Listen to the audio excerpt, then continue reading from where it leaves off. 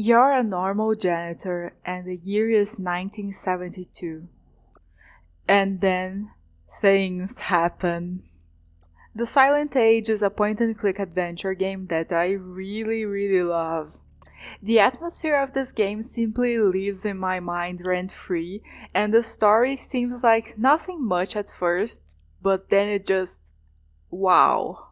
However, I feel like it's been nominated right alongside Avatar for King of the Commercial Success and Zero Cultural Impact Crossroads. If this has piqued your interest, go buy it, play it, then come back here.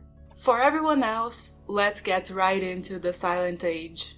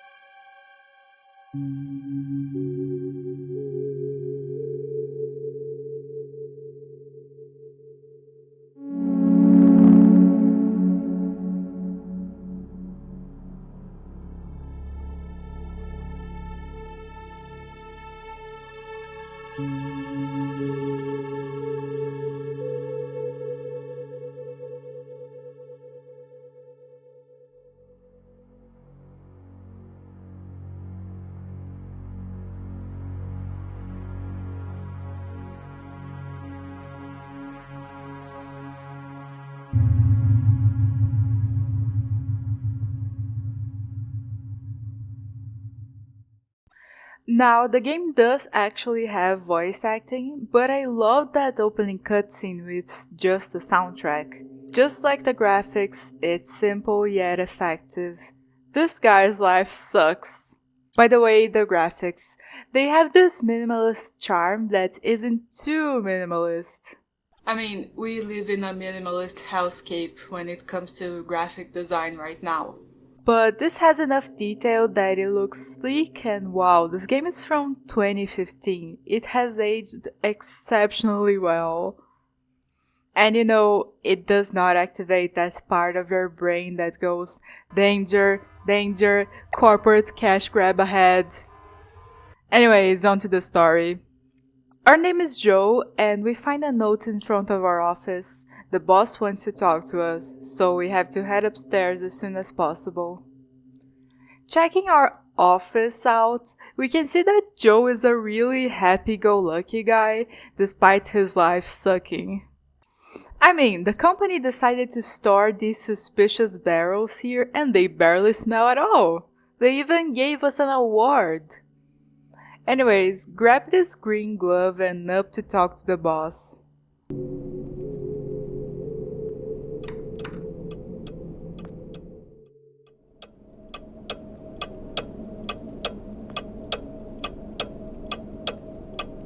I love the sound when we enter the office. The deeper silence, the only noise, the ticking clocks. It's so ominous, even when we have very little reason to be apprehensive. I mean, aside from losing our job, but at this point we don't really care about Joe. We talked to our boss and we're actually not being fired. Our partner, Frank, decided to pursue another career path this morning, so now we have to take care of all his tasks as well as our own. And we're not getting a raise, but it's such a great responsibility, we must be honored. Anyways, run along now. We get a clearance level 2 keycard, and that allows us to use this elevator to the left here, which leads to the subterranean labs. There's a tinfoil hat here for reasons.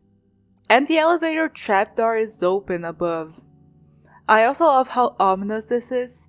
There's no creepy music, just the elevator noise, but just the fact that we're trapped here. There's an object that should absolutely not be here, and there's an opening above hiding God knows what.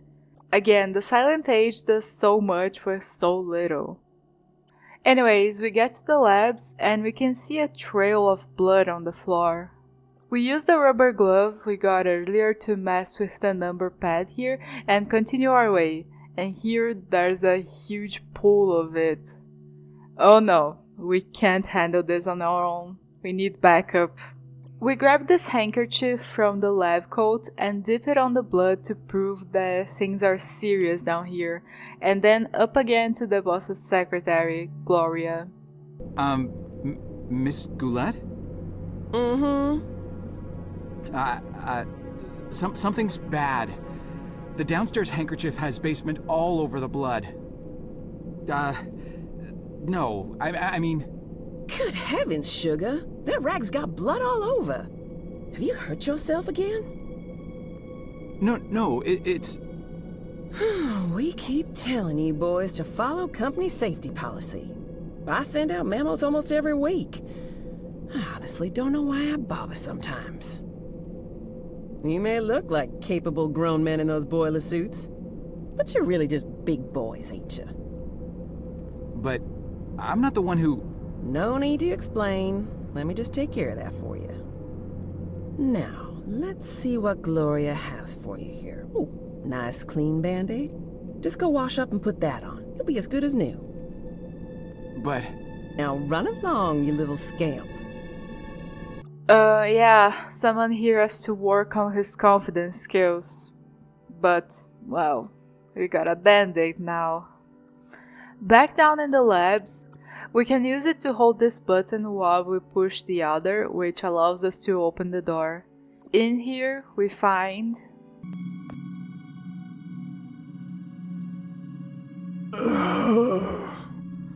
Mister, are you all right? You're bleeding. That's a lot of blood. Stay right here. I'll go get help. No! Don't get anyone. Are you alone? I'm not sure what...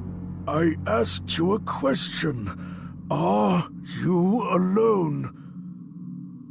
Yes, I came down here by myself. Good enough. Listen, I'm shot bad. I don't have a lot of time, but I'm also not important. At least this version of me isn't. What's important is that you understand what I am about to tell you now. Should I be writing this down? I don't have anything to write with. Shut up and pay attention! You're standing on the brink of an extinction-level event, set in motion by greedy half-wits that will eventually end the lives of every man, woman, and child on the planet. I know this because I'm partially to blame. And though I realized our folly in time, less sane and more senior heads prevailed. I have arrived from 40 years into the future to prevent it from happening. Things are obviously vastly more complex than this, but for lack of time to explain this properly to an insufficiently primed recipient intellect, I am what you would probably perceive as a time traveler. Mister, you've obviously lost a lot of blood. Quiet! I have planned this out in every detail for the better part of my life. And I'll be damned if I will let it fail because of a single gun-toting, overachieving parking attendant who wasn't where he was supposed to be at this point in time. Thankfully, you look fleeceable enough to be coaxed into performing one simple task for me. I want you to find me and tell me about this event before I depart for the past. You'll need this. What is this? It is a portable, interdimensional planar membrane chronosync instrument. It's a goddamn time machine, okay? For reasons you'll quickly come to realize. The device runs on solar rechargeable batteries. Despite this, I want you to keep it hidden until you're out of town. Don't let anyone see you with it, especially in here. Mister, between the blood and all this space talk, you're making me quite dizzy. I'm not sure how I can help you other than by calling security and getting you to an ambulance. Just take the damn device and find me. You find me, you hear? Go. Go. Mister? Mister? Help! Help! I need help in here!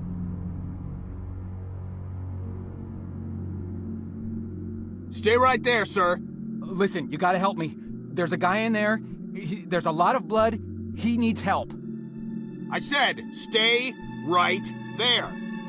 But I work here. You know me. Keep your hands where I can see them. Palms flat against the wall. Spread your legs. The police are on their way. Wow, this is great! So here we are, the interrogation room. This officer here loves to talk, but eventually he places the keychain time machine on the table and asks us what it is. And then...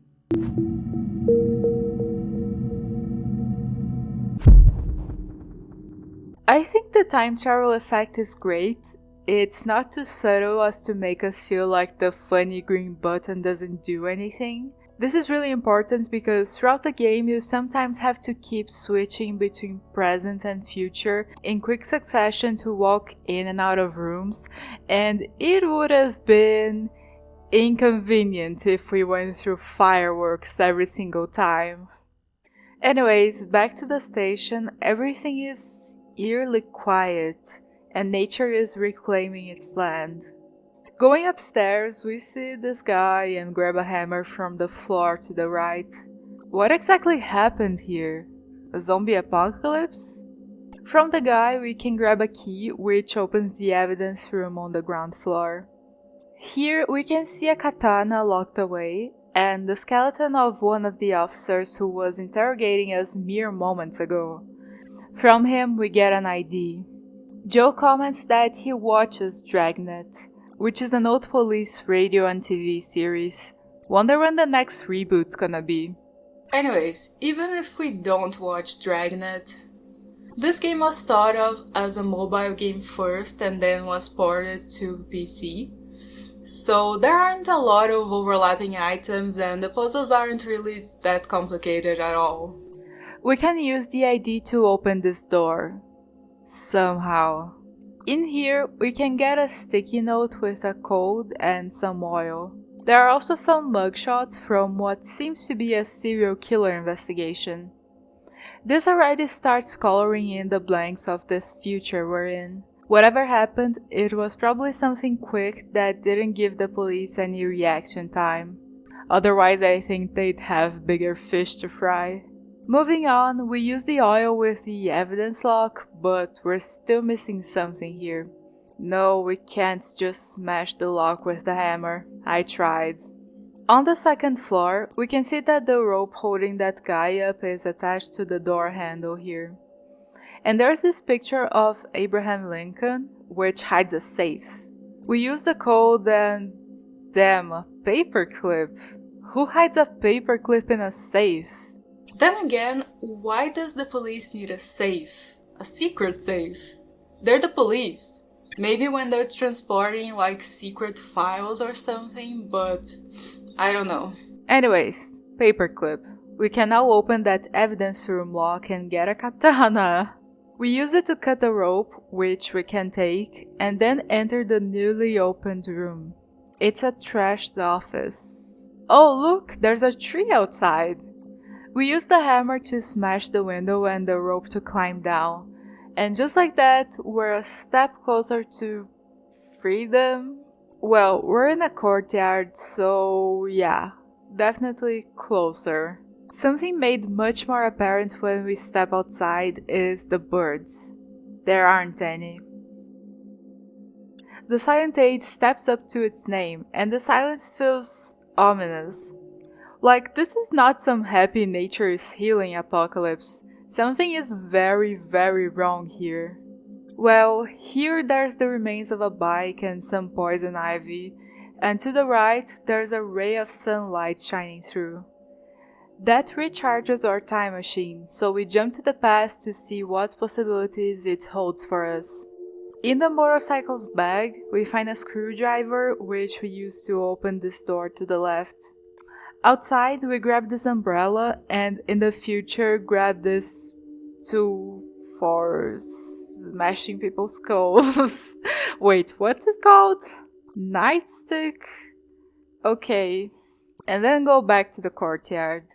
Doesn't seem like the brightest idea to be walking around near the police station while we're wanted with our mustache and blood red jumpsuit.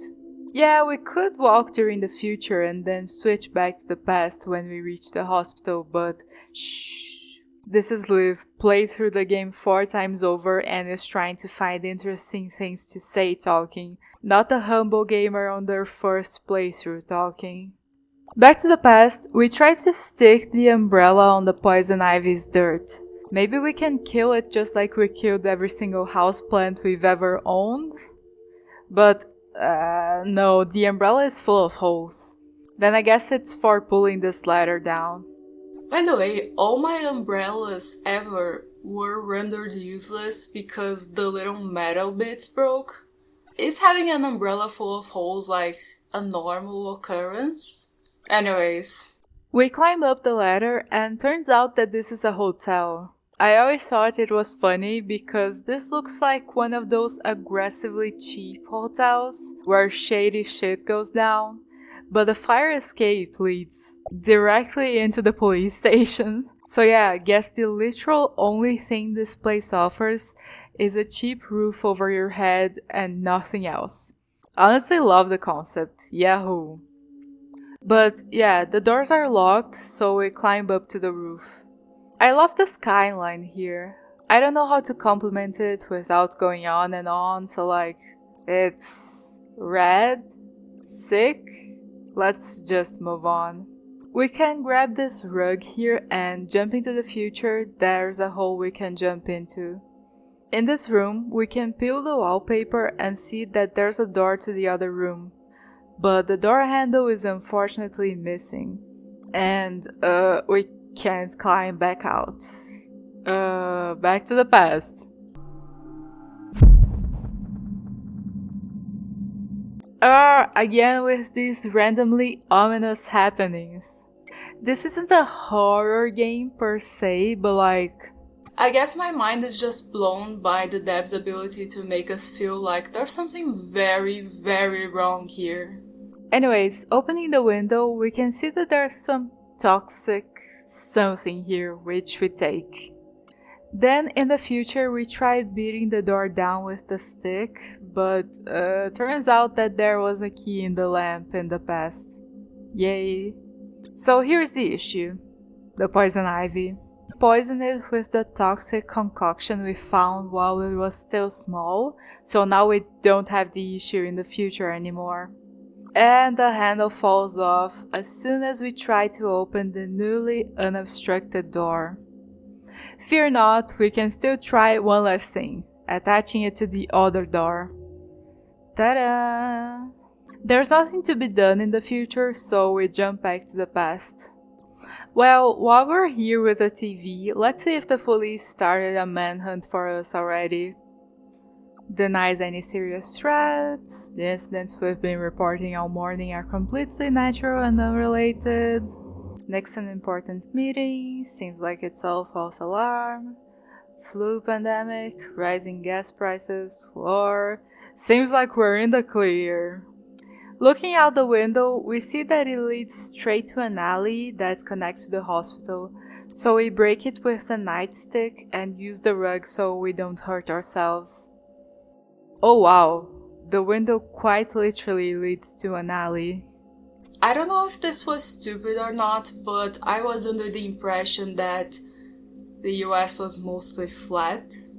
I've never seen like a movie or a video game or anything set in the US where there's this difference in height from one street to the other, but anyways. Here we find a broom, or at least what's left of it. And there's a butcher shop here, right next to the hospital. No, yeah, Joe, you're totally right. It is insane. Pressing this button, we can open the gate that leads to the hospital, and before you ask, no, I have no idea how this city works. Seems like something I'd build in 2 Point Hospital to torture my patients. Like the entrance to the hospital being in a random alley. Moving on, here there's a bottle of what Joe recognizes as turpentine. Corrosive and flammable, those are the two favorite words of any gamer. But Joe doesn't want to carry that whole bottle around. Yeah, I wouldn't risk that either. Jumping to the future, there's a hornet's nest blocking the entrance, and then there's this guy smoking here. Hey man, guess you won't need that anymore? Thanks. To the right, there's this biohazard? I think that's the right word. Container. But we don't have anything to break the lock with. In the past, I tried using the lighter with the tourmaline, but wait! It's a Zippo, so my idea was to fill it with the flammable liquid. But yeah, me and Joe were not on the same wavelength here, so... In the future, we actually end up finding a use for the broom, removing the grime and dirt from the ground here and finding the manhole. Why is this the name that caught on? That's what I always think when confronted with this word. We have no way to lift the cover, but there's this scary looking hook hanging from the butcher shop, and that does the job, as a tiny lever, I assume. By the way, I love the gameplay loop of exploring locations both in the past and future. I don't know, it just works perfectly in tandem with the simplicity of the puzzles. If the puzzles were more complicated, this mechanic would probably be insanity hell, to be honest, but they're not, so it's perfect. Down here we find a rusty pipe, and the tunnel here is filled with rubble. Checking out the past though, the rubble is cleared, but as you might have expected, the bars are still very much there. So, off to rummage through biohazardous trash. And in here we find a bone saw. And this is good enough to saw through the bars in the sewers. In here we find a syringe, and checking the future out, there's a pile of rubble right below the hospital entrance. So yes, we grab some of the tortellini with the syringe and set fire to this pile, and now the hornets flee and we can enter the hospital. There's something just so satisfying about being able to escape the fire you just lit with the press of a button. To me, at least. So, we're in the hospital. Wait, did Joe say what we're trying to get here? Or did he just say it in text, so it ends up being my job to tell you? We have to find the time traveler in the present, but we don't know anything about him. So we guess that he was taken to the hospital after that whole debacle, and he's been identified, hopefully. So we're here to find out where to go. And also there's this ambulance here, we just have to change the tire and take off. Oh nice, a car battery to carry around with me. And right away we find the tire changing too. Yippee! In this room there are the patient's files, but they're locked. In the future, the floors caved in, so here we go once again, jumping down places we can't climb back up. We end up in the morgue. And oh look! Scissors! Ow! You know what? Maybe Gloria was onto something.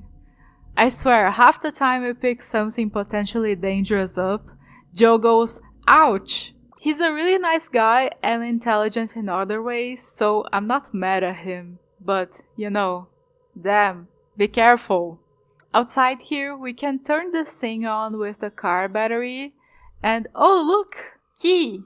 Now we just have to... This is a nice little jump scare the first time around. I really like this touch. Here we can find the ambulance keys, and back up we go. The files are open now, but we still don't know what to look for. Oh yeah, my bad, forgot to check the past morgue. There he is, and there's a tag with his name, Reginald Lambert, and some numbers. We take the files on him, fix the ambulance, and dip.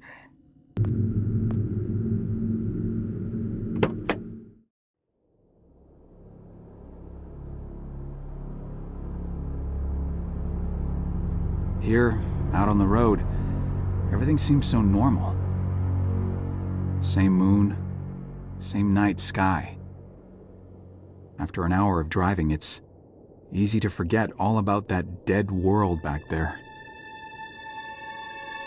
How could Lambert have survived, though? If he came from the future, how did he not die along with everybody else? I just saw his body in the morgue. Now I'm driving out to talk to him alive. How does that work? Do you just leave a copy of yourself every time you use the box? Is that it? Are there copies of me all over the place now? What if he's not there? What if I changed something and he's not alive at all? Maybe all of this has been completely pointless. Maybe there's nothing I can do after all. Maybe these will be my last days, along with everybody else's. Ugh, the thought ties my stomach in knots. No, I better just not think about it and carry on. Did I bring enough gas? God, I hope I brought enough gas.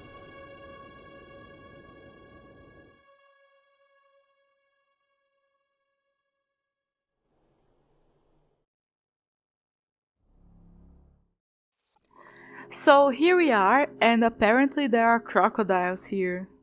Uh-huh. Also the sun is setting, so our time machine is out for now. Checking out this package, we take a trophy meant for Mr. Lambert. I mean, he left it out here, I'm sure he won't mind. From the ambulance, we get a mechanical jack and an animal pump.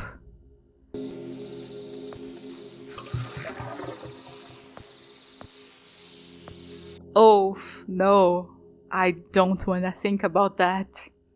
Anyways, we just sucked some gas out of the ambulance. Let's continue. We find this boat here and can drain the water that's weighing it down with the award and fill the tank with the animal pump. When I was a little lad, and so my mother told me, way haul away, we'll haul away, Joe.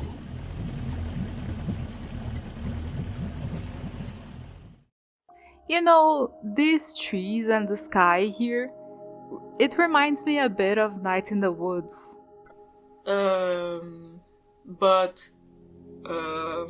Let's not get ahead of ourselves. I don't mean to say that the Silent Age is bad, but comparing anything to Night in the Woods is just unfair. Back to the game, we can use the mechanical jack to force the bars open and squeeze in. And, there's actually a crocodile here.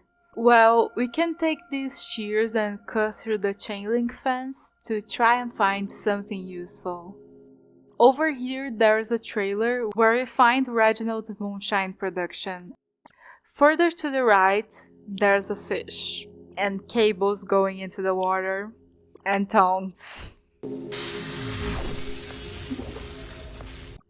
Here my game bugged out. You're obviously supposed to feed the fish to the crocodile, but my game just reads the entire right half of the screen as wall. Quitting out and reloading the save fixes it, so not a big deal. Well, the guy has a guard crocodile, so of course the door's locked. He did leave his chainsaw out here though. We can fuel it up with the moonshine and... Hi! Sorry, Mr. Scientist, you forced my hand here. Judging by his house, our time traveler has great taste and oh, the rifle is missing there. Better grab this bottle opener. Better than nothing. Anyways, it's really dark here. Let's light the fireplace and use several of his books as kindling. Anyways, moving the zebra carpet out of the way, we find a trapdoor, which we can open with the help of the bottle opener. Down here there's totally not a secret passage, a locked door, and this lab room to the right. Here we can see a type of prototype, and from the shelf we can grab a tanning bulb. It doesn't fit in this lamp though. But it does fit in this one, and this actually recharges our time machine. This is such a cool and creative way to recharge the solar power thingy. Jumping to the future, we can see that the house is wildly different. There's an axe stuck on the tree, but we can't reach it through the vines. The door to the left is stuck, so we have to keep jumping back and forth between times to navigate from room to room. In the living room, there's a water barrel and this suspicious twig that we can't pick up for some reason. We'll be back when we need it. Around us, we see a garden, outside there's a windmill, but despite everything, the house seems clean, the glass isn't smashed anywhere. Seems like Lambert is the only person thriving in the future. Downstairs, we can now see the concealed door and grab this empty fire extinguisher. And to the right, where his prototype was, we can see his invention, now seemingly complete, as well as an oil drum.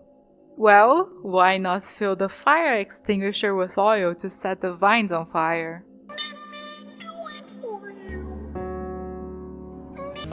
It's just an idea. But we're on the right track here. We can go back to the garden to grab that twig, soak it in oil, set it on fire in the past, and then set the vines on fire in the future. Oh, right, the fire extinguisher. We can fill it with water from this barrel and boom, we got an axe. In the basement, we notice that this middle door is quite fragile, so we break it down and enter the time traveler's room. Ooh, lava lamp! And in the future, there's this suspiciously bright socket. Whoa. We can now see this bottle on the floor, and Joe says that it doesn't seem like it's made from glass, and that the cork is painted on. Anyways, in this shelf we can find Reginald's journals, detailing his research, spanning decades. Honestly, it's a wonder he was coherent when talking to us in the beginning of the game. Bro spent 40 years in this house all by himself. Anyways, back to the past, we can use the fake bottle here to open the secret passage, and...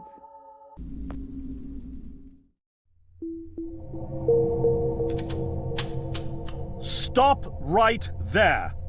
Whoa, wait! Mr. Lambert, sir, it's me, Joe!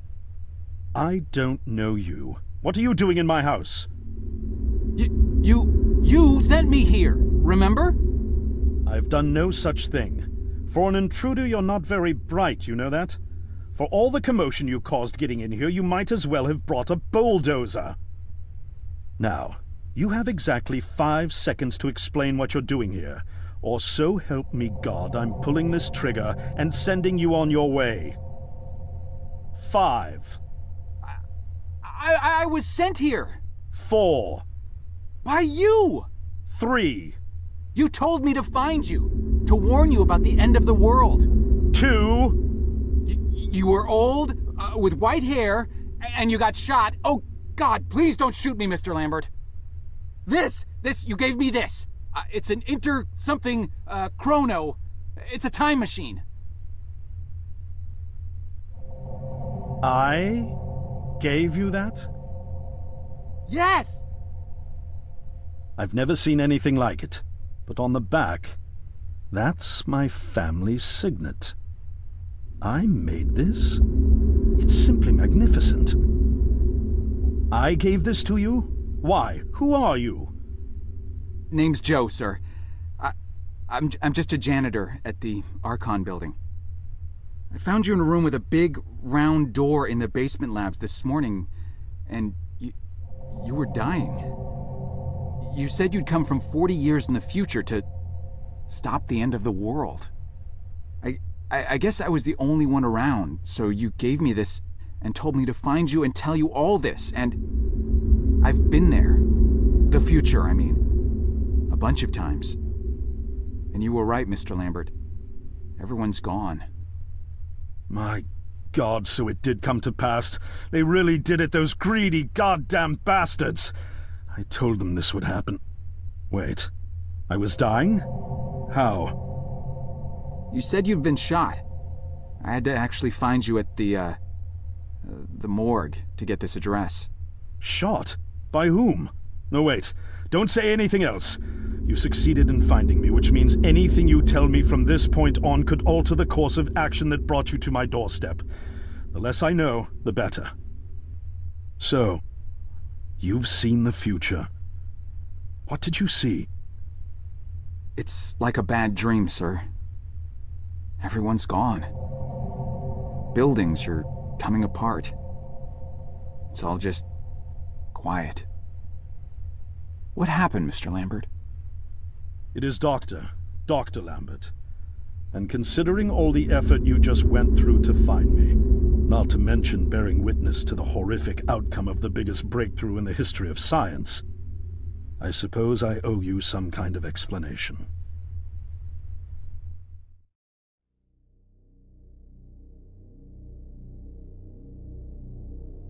I was 24 when I got hired by Archon, or Athena as it was called back then. Athena was one of the many weapons R&D companies formed during the Second World War. Unlike other R&D companies that had retooled themselves to pursue peacetime activities after the war, Athena had made enough money to continue chasing the next big thing in defense technologies. They were betting the farm on post-war Soviet expansion, raising the level of government paranoia to create a lucrative market for esoteric weapons research. I'd say they made the right bet. Still a theoretical physicist at MIT, my thesis on the possibility of time travel via dimensional membranes got published shortly after I was hired in 1961. Company heads were so impressed, they gave me a team and a budget. Development exceeded even my own expectations, and after only 6 years, we had the first primitive version of the time machine up and running.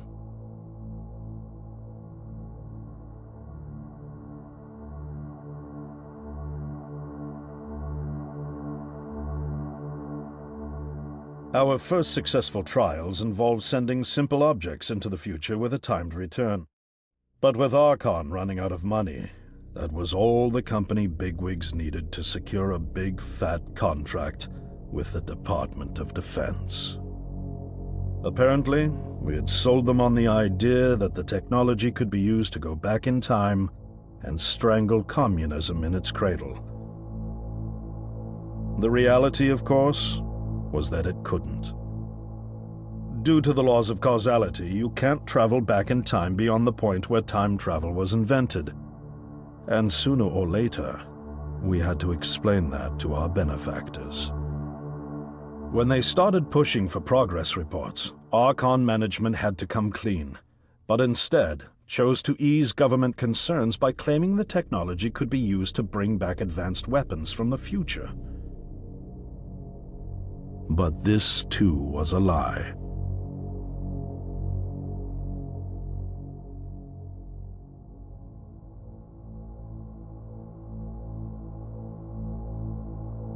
At this point, we'd already had our first of many human trials, and we knew there would be no weapons. In fact, our results were as terrifying as they were baffling. Time pilots returned frenzied and confused, raving about empty streets and human remains. At first, we assumed the city had suffered a Soviet attack in the near future and had been evacuated as a result. But as we pushed on further, the terrible reality became clear. Time pilots started returning fatally ill, dying within a day or two from painful convulsions. Some never returned. We lost several pilots, machine prototypes, and other equipment. When the first contamination erupted in the lab, We were completely unprepared, losing 3 lab technicians to what we later identified as an incredibly aggressive airborne virus.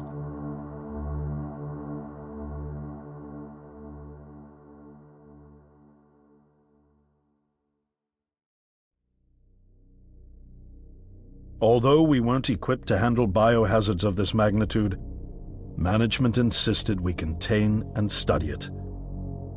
To keep our pilots and the virus alive long enough to study, we co-opted experimental cryotechnology from another project, Lazarus, and established a makeshift virus lab. Once again, the bigwigs managed to spin our setbacks into a success story for the Department of Defense, now claiming that the virus could be cultivated for use as a biological weapon.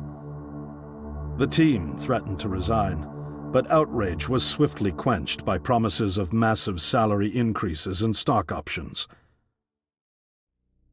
I didn't take the bribe. I'd witnessed the lethal efficiency of the virus firsthand. I knew there was only one way this was going to end, so I handed in my resignation and set up shop out here. For over a year, I've been working to recreate the technology to bring me back in time and prevent mankind's extinction from ever happening.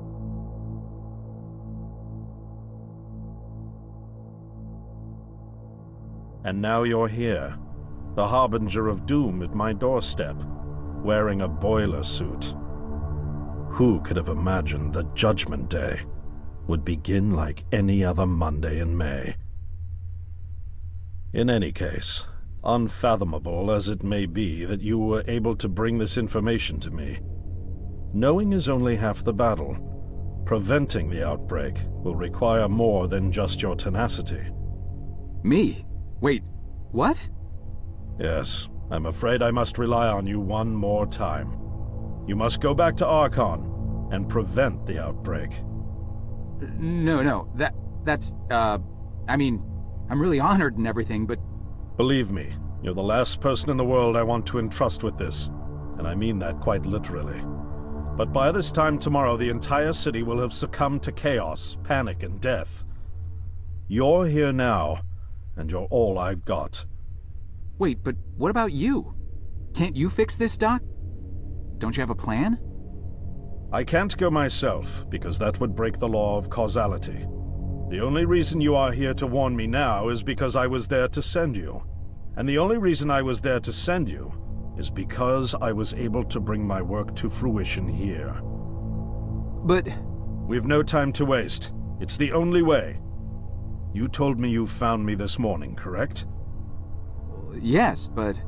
That means I failed to stop it, and the outbreak has already begun. The time pilot for today's trials must have brought the virus back from the future, which then somehow got out of the containment chamber and spread. That pilot is Patient Zero. I need you to destroy the supercomputer system controlling the time machine. All the research data is stored there too. You must destroy it before the time machine departs. I'm reconfiguring your device to send you back 1 day earlier. This should allow you ample time to return to Archon and get inside. On the other shore from here, about 500 yards down the road, is a rest stop. You'll find a van there, fueled and ready to go. Oh, I already have a ride. Which won't be there yesterday, you ninny. Now stop interrupting me. One last thing, and I need you to listen carefully because this is very, very important. Make sure you do not meet the earlier version of you. Why? What will happen? No one knows for sure. It's one of the conundrums not yet accounted for. There are theories, of course. None of them pleasant. Now, let's get you ready.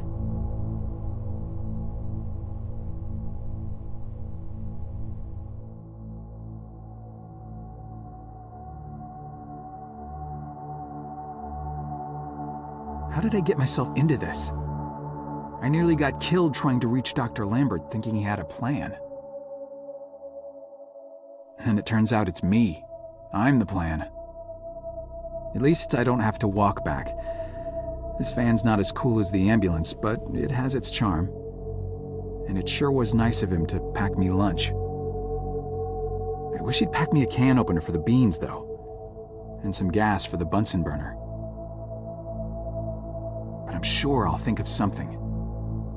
I've got several hours of driving ahead of me after all. It'll be almost morning before I get to Archon. I just hope I have enough time.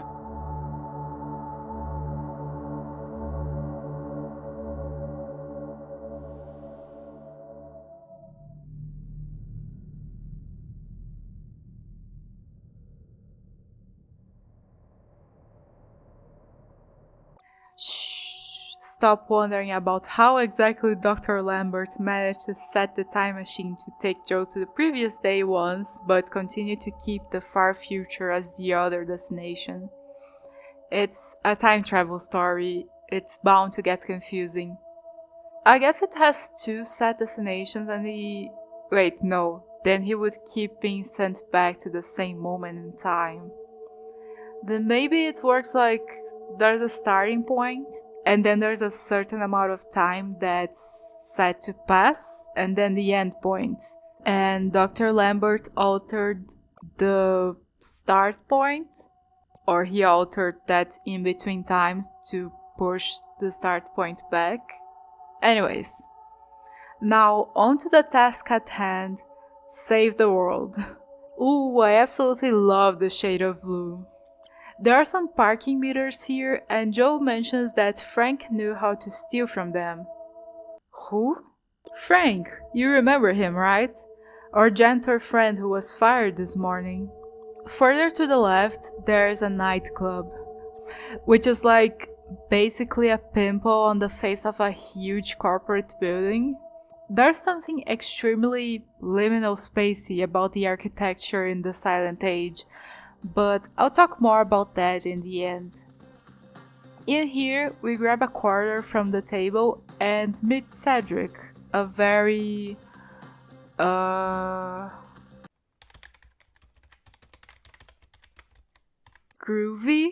individual.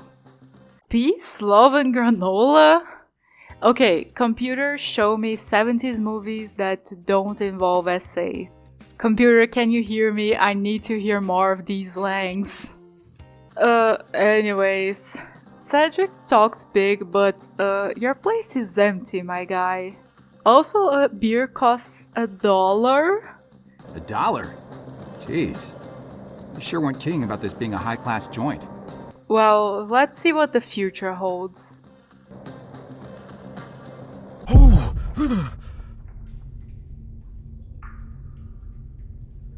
No, okay, yeah, I just can't get enough of these transitions. They make it clear that our situation is dire without any eerie music or blood or anything like that. Just...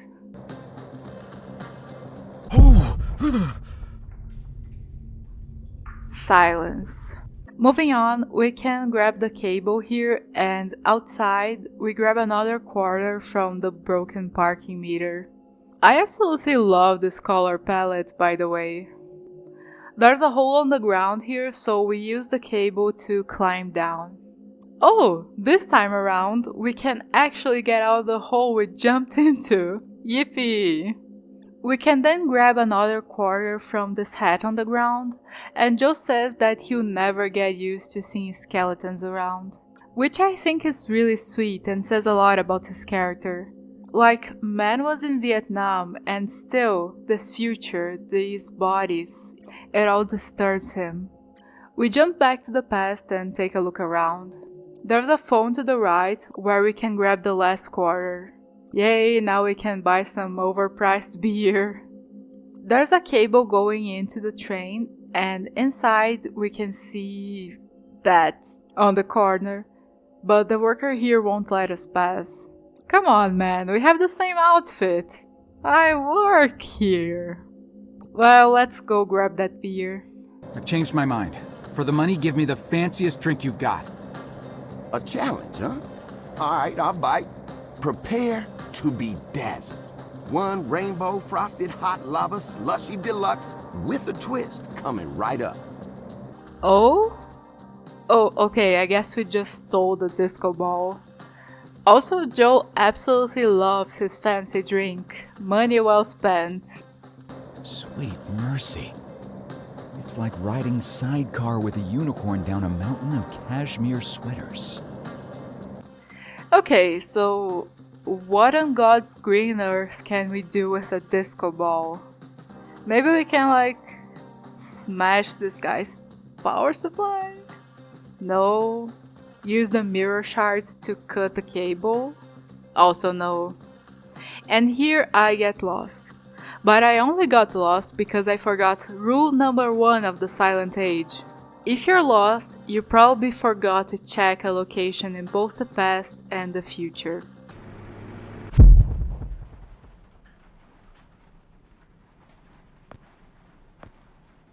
Whoa.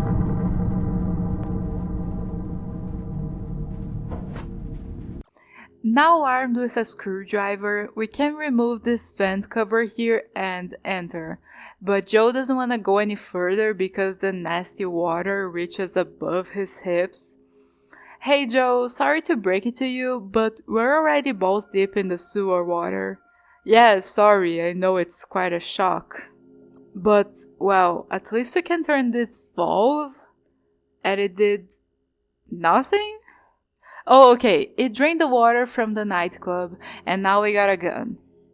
I was under the impression that guns don't work after being submerged in water for decades, but suspension of disbelief.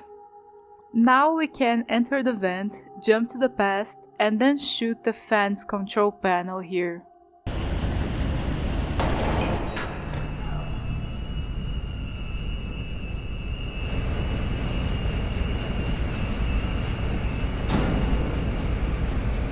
Hello?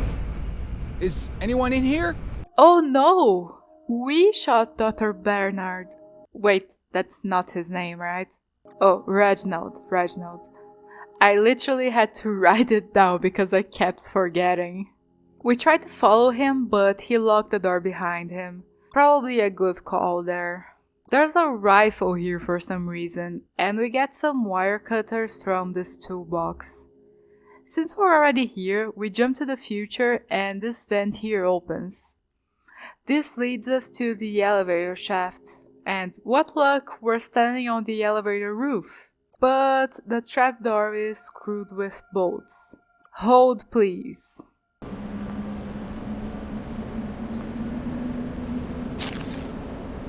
Now we can grab this bolt twister, I forgot what this tool is called, and make it to the elevator.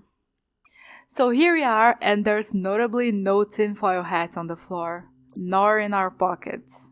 So what's going on? Dr. Lambert didn't take the elevator, as there's no blood here, and he also doesn't seem like the type to make tinfoil hats. So is there something else afoot? We shall see. Going to the future to get past this door, we can now see the computer we're meant to destroy, and the time machine's still here. We've made it in time. And there's an instant camera here. Okay. Back outside in the future, this guy's holding a key card. Why, thank you, my good sir. This opens the first door, which leads us to the cryo chambers. Fun fact, one time I had a dream where my grandpa was frozen in a cryo chamber, and then like 15 years later they had to cut him in half for some reason. And then we all took a picture, like me, my mom, as an 11-year-old, my grandma, the nurses, the doctors, and my grandpa's top half in the cryo chamber. Okay, so not that funny, but it's a story. To the right, there's a door, and here we find Frank. Frank? Oh! Hey, Joe. I didn't see you there. Scared the crap out of me. I can't believe you're here. They told me you quit. I got to go upstairs and everything. Quit? Oh, right. Yeah, well, you know me. I'm a career opportunity guy. Something else came up. Management gave me your job. Well, sort of. The same responsibilities, at least. And well, my own, so... Is that right? Well, good on you, Joe. Best of luck. Now, if you'll excuse... They said you already left. Did you forget something? Well, no. Yeah, I forgot something. Listen, I'm a little tight on time here. Wait, what are you even doing down here? Well, like I said, I was given your job, so... Oh, right. Well, still, this part of the labs is actually off limits, so you probably shouldn't be here. No, right. I know. I just happened to see you, so... Well, I need to get going too. There's some important... there's a spill I need to mop up. Hey, can we grab a beer down at Izzy's when this is over? This week, I mean. I could really use the company. Beer? Oh, yeah, for sure. Great. Guess I'll leave you to it then. Oh, bless Joe's little heart. But yeah, Frank? Definitely suspicious. Maybe he's the source of the tinfoil hat. Anyways, we noticed a brand new retinal scanner to enter the lab here, and from the trash can, we get an apple core. Oh wow, look at how the cryo room looks in the future. It's so beautiful. Well, this guy in the chamber was frozen with his eyes open, so maybe... Yup, and in here we find a grumpy scientist who's just dying for an apple, and behind him, distilled toxicity should be good enough to destroy a couple of computers. Let's see. Outside here, we can notice this leak, and wow, how lucky, the drawer directly below it is empty. But we can't just plant an apple in a file cabinet. There should be some soil in the future somewhere. And there it is. Oh, and by the way, the time machine is gone. Womp womp. Now we can plant the apple, jump into the future, and reap the fruits of our labor. Literally. Bye, angry scientist. Yes, you can totally trust us with this thing. We head over to the computer, but the issue is that this is the exact time our previous version of ourselves is talking to the time traveler. So we have to hide and wait for us, to be taken by the police. Now we can complete our mission and take a look at Reginald's corpse. But actually he's alive. Since we told him that we saw him die, he decided to fake his death so things would happen as described. Well, okay, what do you have to tell us that warranted a fake-out death, Doctor? Now there is just one last matter to attend to. I need you to stop the last time pilot, the one who just left. Fortunately, we know exactly where, or should I say when, he is. The device, give it to me. You see that console behind you? Check the numbers in the first line of the fourth column and read them back to me.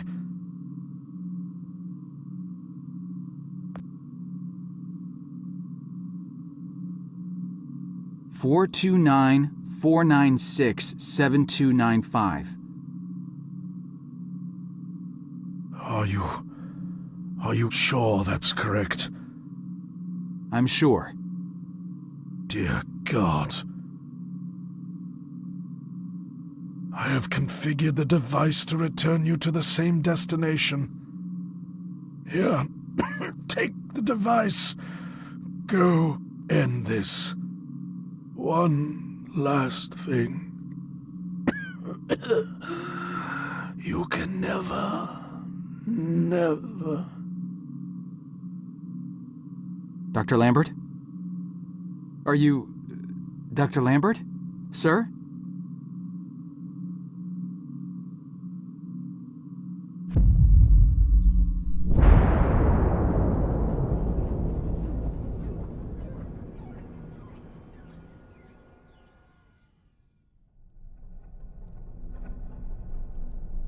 Oh my.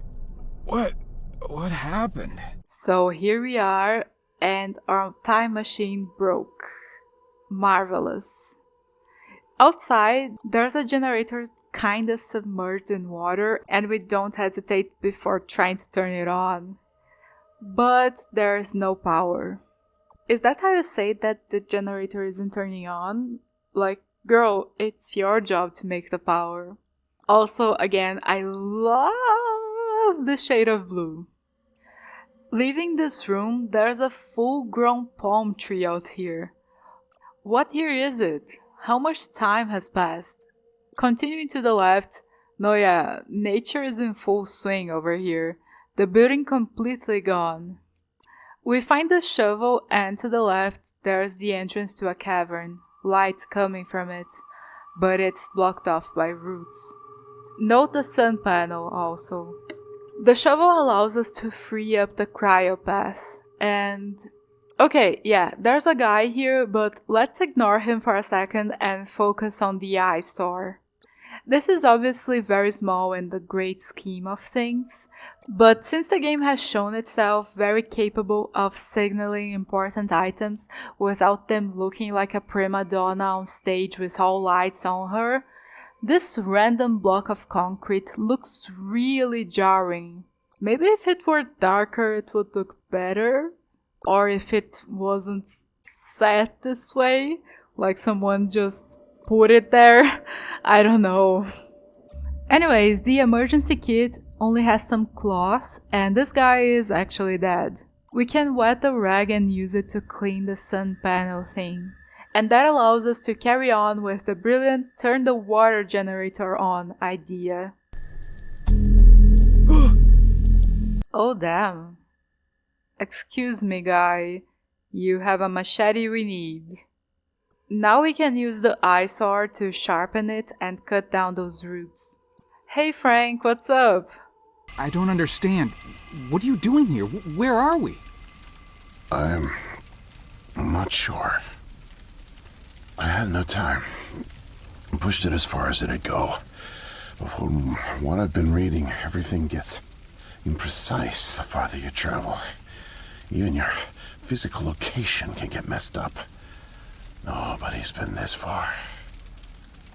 We could be hundreds, maybe thousands of years in the future for all I know. I don't get it. So, you're a time pilot now? Do I really need to spell it out for you, Joe? I stole it. What? You stole the time machine, but why? Look, I've got no reason to tell you, but I guess it doesn't matter. You're the last person I'll be sharing anything with anyway. The truth is, I'm a Soviet agent. Cut it out, Frank. I'm not falling for that one again. I'm not joking. Frank, you're just sick, confused. Come on, you can't be. Where's your Russian accent? Joe, I'm an undercover agent deployed by the Kremlin. My job is to fit in. How far do you think I'd get if I went around calling everyone comrade? My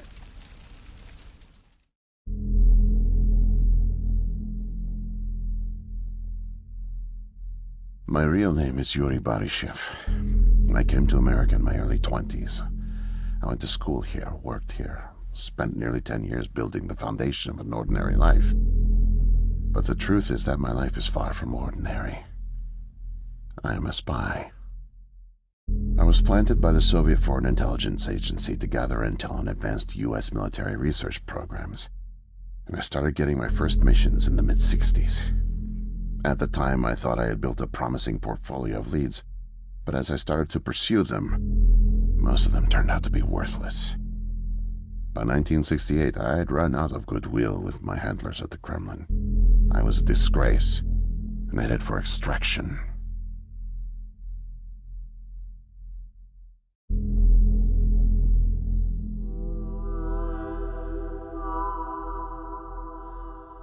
Desperate for something, anything to report, I came across a Canadian company moving large shipments of iridium, osmium, rare metals not typically used in mainstream manufacturing. The buyer turned out to be a government shell, rerouting the materials to unofficial contractors, one of which turned out to be Archon. Having convinced my superiors that I was onto something, I got a job as a janitor. But I didn't dig up much until you showed up. You were a great distraction, giving me plenty of chances to access off-limits areas. And for a while, I was able to scrounge together enough intel to keep the Kremlin happy.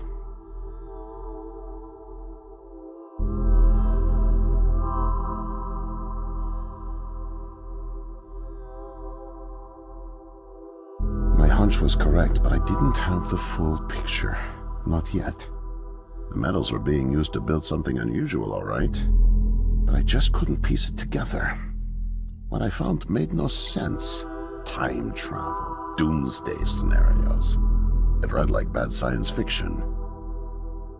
For a while, I thought they were on to me, feeding me bogus information. But as time went on, with security tightening around the labs and no one confronting me, I began to suspect that my intel was legit. But time was running out, with Brezhnev and your President Nixon set to negotiate the nuclear disarmament treaty in a few weeks. My superiors were demanding results. My job on the line, I got desperate and careless. And this morning I got caught.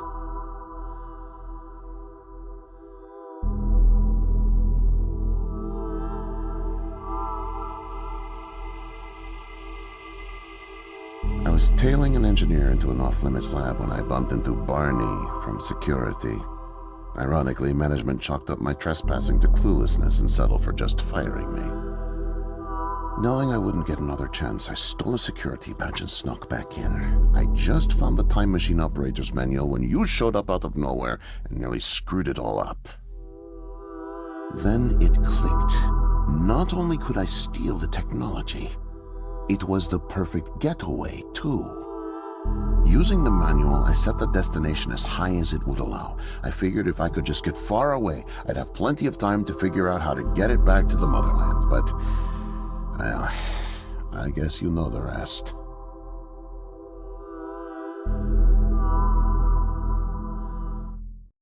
Listen, Joe. I'm really sick, and I'm not making it back.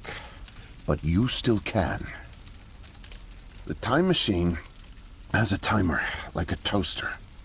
It's designed to return home unless the timer's reset. I removed the main power supply fuse to keep it from taking off without me. Here, take it. I have no idea how you got here, and I guess it doesn't matter. Still, despite my mission, the double life, and the deceit, your friendship was always genuine. You're an honest guy, Joe. And I've really enjoyed your company. And now, please, leave me. The pain's coming back. Oh, it hurts to talk. Need rest.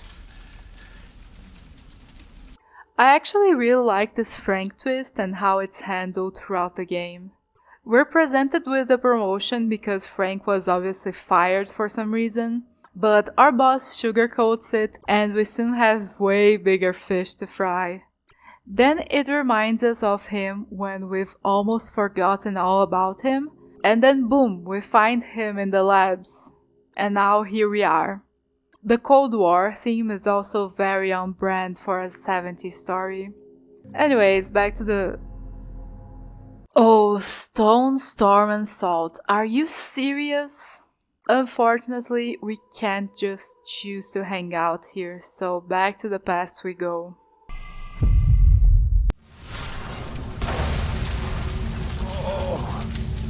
Things immediately start freaking out, trying to quarantine us. Joe soon realizes that he is the one who spreads the virus. He's patient zero. Which means that if Dr. Lambert had never showed up here and shoved that time machine in our hands, none of this would have happened. But, you know, time travel, laws of cause and effect, unavoidable Greek tragedies. Shall we read the story all over again? It'll never be different. You get it. So we decide to do the sensible thing.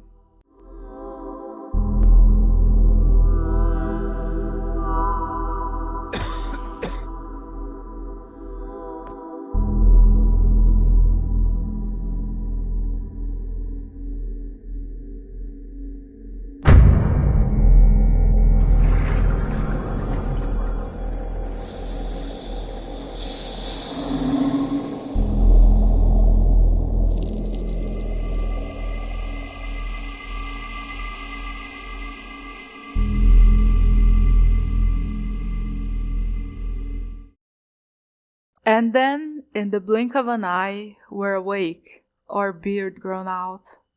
What's going on here? We leave our room and there's a door that needs a code and two other doors which hold what seems to be the other cryo patients, but they're very unstable. Don't get caught.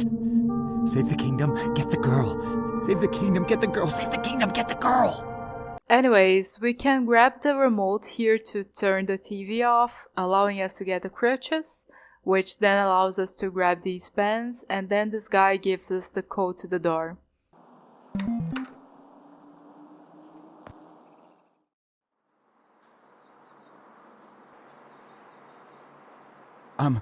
Miss, nurse, Oh, hi there. Goodness, you startled me. You could have just knocked. And it's Doctor, actually, Dr. Emma Brown. I'm a little embarrassed to say, but we don't have any files on you, so I don't even know your name. It's Joe, ma'am. Oh, call me Emma. We're not so formal here. It's nice to meet you, Joe. I'm sorry, Dr. Brown. I don't know how to say this, but everyone here is in serious danger. I'm very sick, and it's very important you call the authorities and... Whoa, whoa, whoa. Take it easy. Deep breaths. There's nothing to be afraid of. How do you feel? Okay, I guess. A little sore. See, you're fine. And the soreness is to be expected. You've undergone muscle therapy. You've been asleep for at least 3 decades, after all. Maybe even more. What? Where am I? What year is this? Easy, Joe. I know it's a lot to take in. It'd be a shock to anyone's system, having been under for as long as you have. It's 2012, and this is the psychiatric ward at St. Genevieve's Hospital. You were brought out of hibernation 5 weeks ago. Like the others, you were placed in an artificial coma for regenerative muscle therapy and brought here for evaluation and rehab after everything checked out. Oh, God. The tubes. You have to listen to me, Doctor. I'm dangerously sick. I was carrying something when I got in. Oh, that? Well, that's true. You did all have some kind of flu. Actually, the resident physician did find it peculiar how you had all contracted a type of avian flu that only first appeared in the late 90s, and a new strain at that. In any case, the pathogen was largely dormant due to the extended hibernation. We run very thorough medical checks on all our cryo clients, so we gave you all a shot of our regular cocktail. Cleared it right up before you even came to. So it's gone? But Archon... Yes, I'm afraid I don't know much about all of that. All I know is that the company that froze you went bankrupt back in the early 70s. A victim of industrial sabotage, I think. Anywho, the remaining assets were sold off, and the Cryoform company bought the cryogenics technology. As per ethical requirements, that included all of you who were frozen there.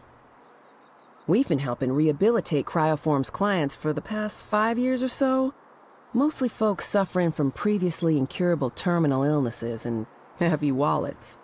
But you didn't hear that from me, Unfortunately, cryogenics was a little... experimental when you went under. So, while the company's been freezing and reviving clients for quite some time, you had to stay confined to the original equipment. Apparently, a lot of Archon's original documentation was destroyed in a fire. So Cryoform had practically no information on any of you. That's another reason it took so long to figure out how to revive you. Sadly, the others haven't been quite as coherent. They share certain delusions, end of the world, that sort of thing. An unfortunate side effect of cryogenics' primitive state at the time, I suspect. You, however, seem just fine. Apart from the shock, I mean. So I'm not sick? You sure? Yes, Joe, quite sure. In fact, I see no reason to keep you here. We have an excellent rehabilitation team who'll get you settled into your new life in no time. Just come see me when you're ready to go.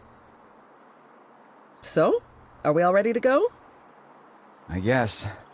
Oh, don't worry. The rehab team's eager to help get you settled in.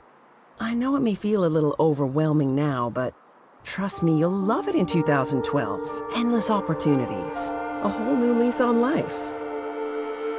Speaking of, I happened to catch you on the surveillance monitors a little while ago, and you seem to show excellent problem-solving skills. You like puzzles, Joe? Perfect. I'll be sure to mention it to the career coaches. They'll find just the right thing for you.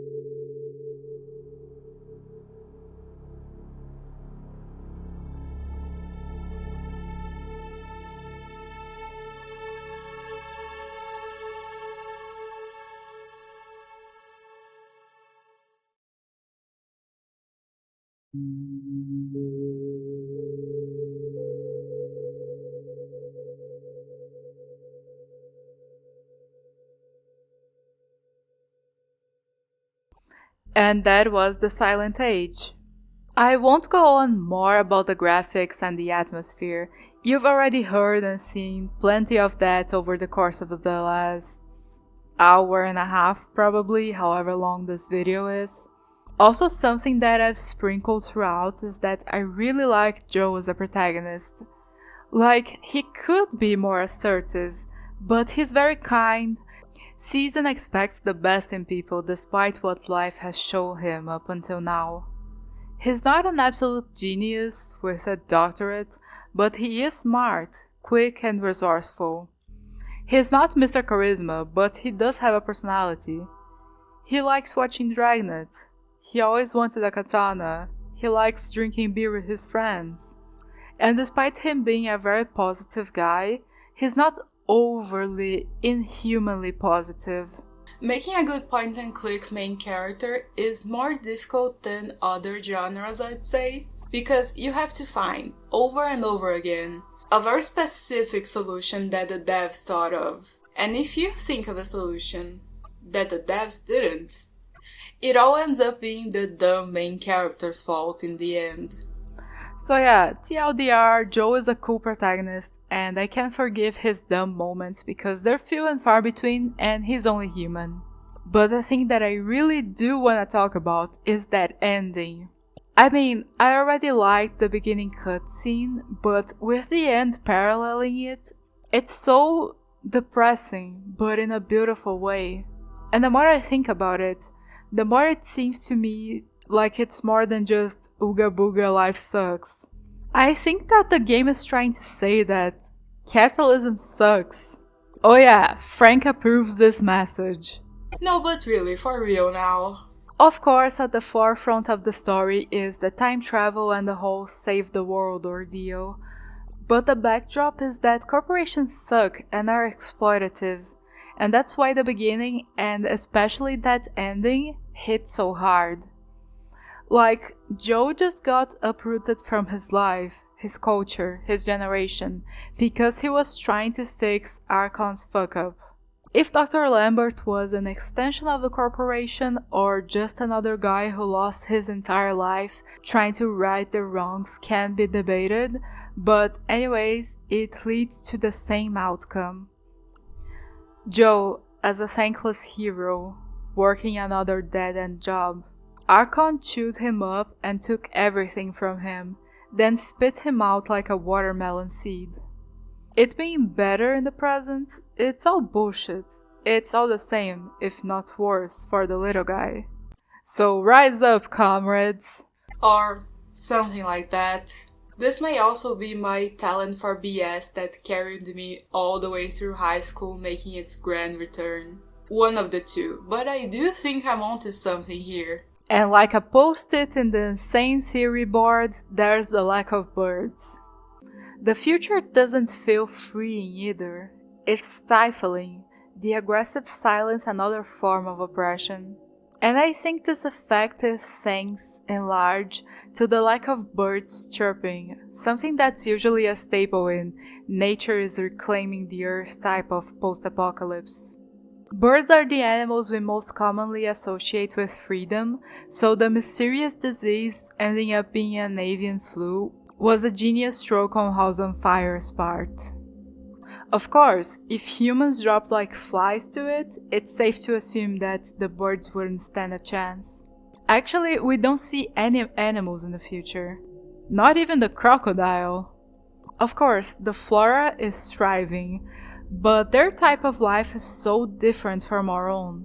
The entire future truly feels like it has no place for us, moving creatures. There's no escape. There's nowhere to run to. The only way out is through.